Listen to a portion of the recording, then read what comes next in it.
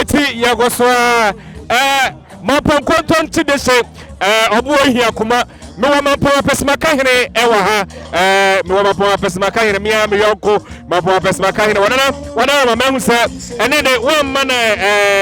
ahemfum na mom wa ba no official eti na ene no de na rekoso ofia ha ene ni gesem wa se medical ka se unzo kwa memu ne mujo ne e betai na jankwasi achi na wa receive yanga yendishi yanga yengoku apenyene Oseadeeyo Kwasi Akuffo iti na me ba ya meji amu makapu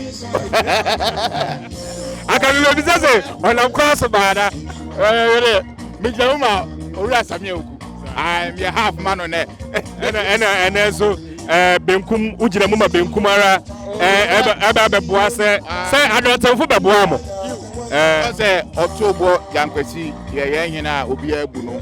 oyo hina obi a respect no enti na edua ese ebe boa no na o receive Oseadeeyo Kwasi Akuffo enti ye be boa Adonteng man okabman nkabo mere ba mi hu say ahwere ase no omro ya amane a omro ba receive ye fene say okuapen ne say o reba Adonteng man mu na rufi benkuma the first time I be shia ansa na waba Adonteng man mu ya ahwere ase enti bibia da ne kwam ya ndẹ no kom Oseadeeyo nkwaso okapama ye nyina ye kambom ye ndia ye ni ye very great year say ye di etire enti mje dey say na ye humponi na ohumo dwura de e be one of the best